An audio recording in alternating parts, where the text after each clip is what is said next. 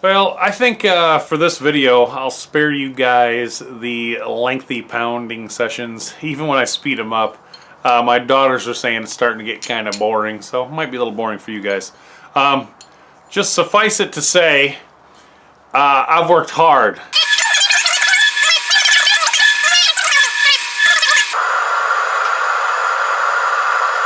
By pounding.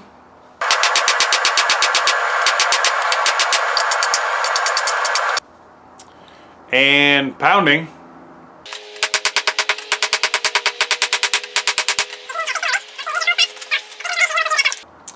And pounding some more.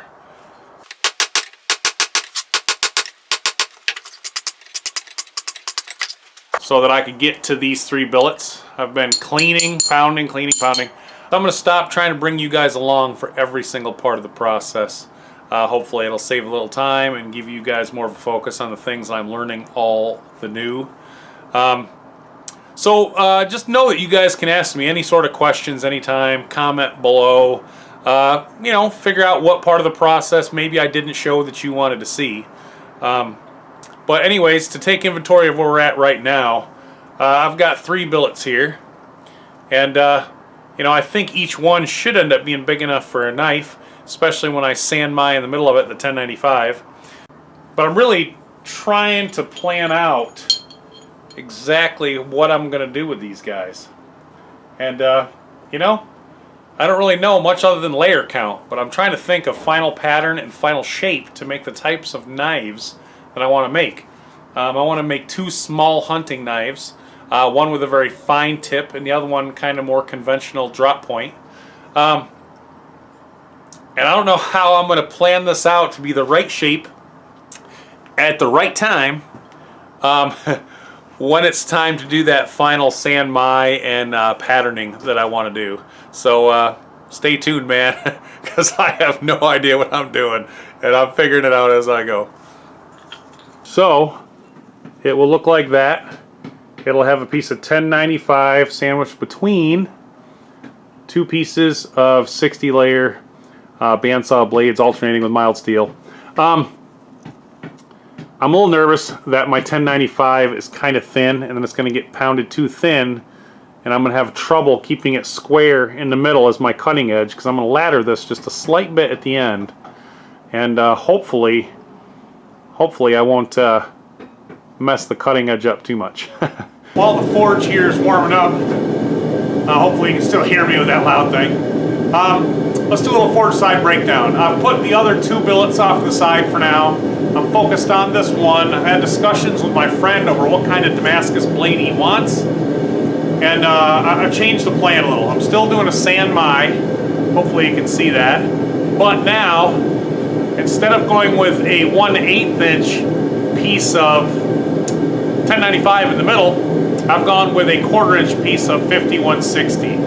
And the reason for that is I'm afraid that based on the shape of these 2 outer billets right now, I'm afraid that as I pound that down, it's going to thin out an 1/8 inch piece so much that I might lose it when I do a slight laddering at the end of this process right before I finish the blade. So hopefully the thicker 5160 will leave a more of a sure center core that won't get lost. And I'm also worried about the thickness of this because the actual striking edge for the weld is very narrow. It's only about 1/2 inch, and I'm pounding this, which is probably more than an inch, trying to crush that down. So I'm a little worried about torque happening while I'm pounding this pressure down on this. I don't want any torque, because if it torques and get too far out of square, I'm really going to lose my pattern, and I would be very upset about that.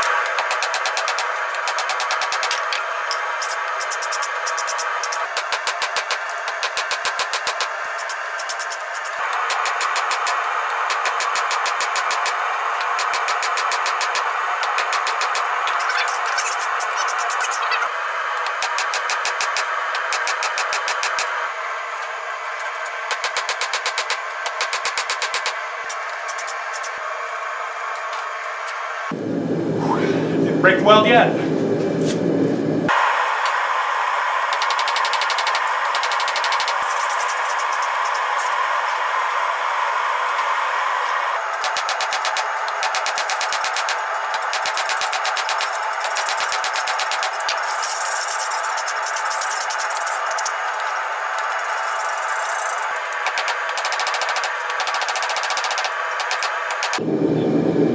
I have to start hitting it on the sides because the top layers are squishing out more than the center layer is squishing, which is one of the things I was worried about. So if I end up regretting the 1/4 inch middle later on, it's gonna really suck because it definitely is not compressing that middle layer as much as the outsides. So I'm new to this, so I don't know what to expect out of what different types of steel and what rates they squish.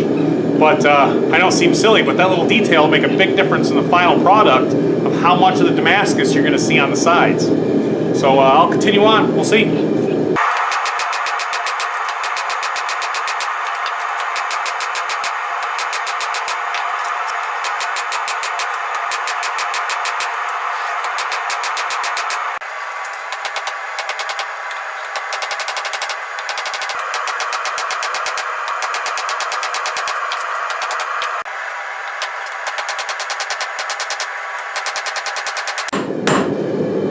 Accurate enough for this stuff. And a central core, man. Hard. Should have left it hanging out one side or something.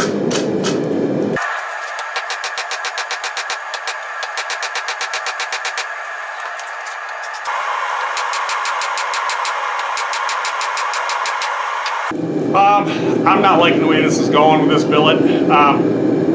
I'm afraid if I try too aggressively to get it to the specifications to my buddy's blade, that it's not going to be good. I'm gonna mess up the San bond between the two Damascus pieces and the central core of 5160. So I'm just going to see what I can do with this without overly aggressively trying to move it, and see if I can just use it for something that I want to do. I'll find a way to utilize it and make it into something interesting, hopefully without ruining this beautiful piece that I've been working with for quite a while.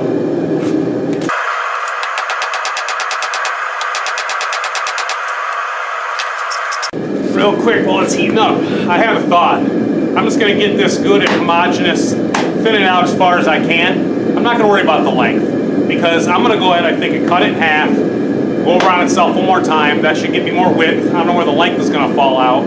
I will have a major wave of 5160 in the middle of my Damascus pattern, but then I can San it one more time on top of another piece of 5160 or the 1095, because this is just, I just really want this to stick together and look good. So we'll see. I don't know, man. I'm a new rookie bladesmith.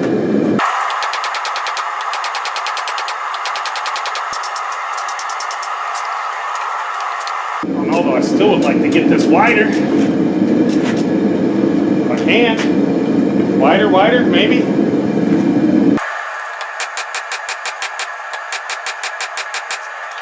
Oh, look how this thing cooled down fast. It's little, and it loses heat fast. It makes it fast, but it loses it fast too.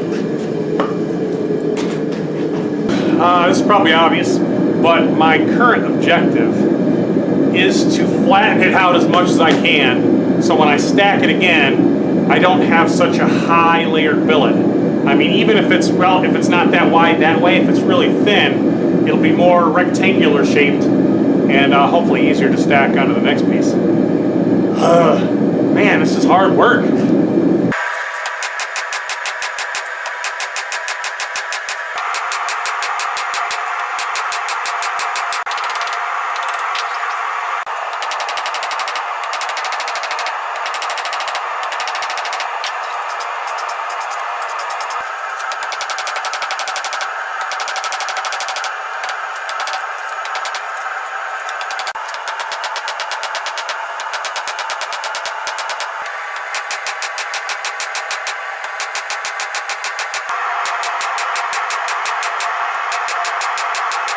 Man, that's a bad one right there. Ooh, that's a bad hammer mark.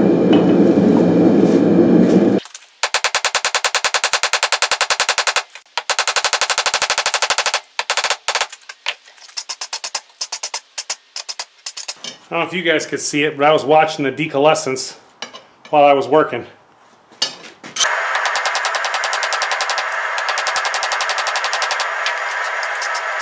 So, man, look at all that stuff. Biggest thing bothering me right now is that one big hammer mark I left in it. I'd really like to get that as flat as possible so I have to lose layers trying to dig it out, or that doesn't hold stuff for when, oh, that reminds me, oh, this thing's gonna have forge scale all over it. But oh, I don't like that. Is that the, I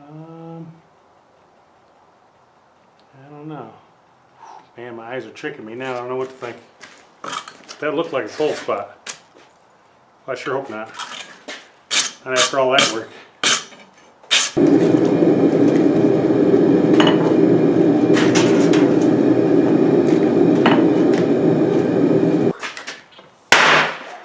Wow! I never did that before. Whew, that was crazy. Blowing off that forge scale. Holy cow. Oh. I didn't think it was going to make a pop like that. That's about as good as it's going to get for now. Alright, well, let's hope what we heard, let's hope it wasn't a forge weld popping apart. I don't know if I like it now either. I think I'm going to go down and get my vermiculite and do what I've been doing. Okay, so let me try to give a brief explanation of what just happened. So I have been, when I'm concluding my forging sessions, I've been coating my pieces with flux, and then I've been getting them, you know, good and warm, and the flux bubbly like I would do a forge weld. And then I was dumping them in a bucket of vermiculite, bing, and letting them anneal to relieve the stresses in the molecules of the steel. So, but it's tough to clean that stuff off, so I decided to try something different, which is water on your anvil and on your hammer, to try to blow some of that scale off. Well, that's what just happened. You heard an explosion of steam from underneath the part, pow, try to come out. And that kind of scared me a little bit.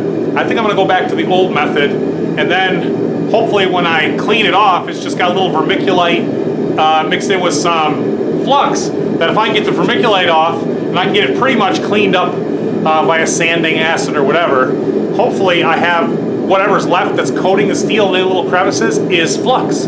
So the next time you go to forge weld, it already has a little flux in that little divot area.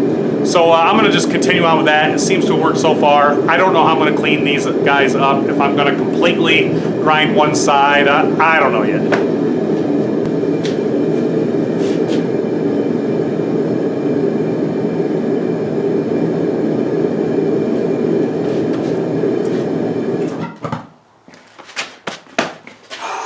That's what I normally do.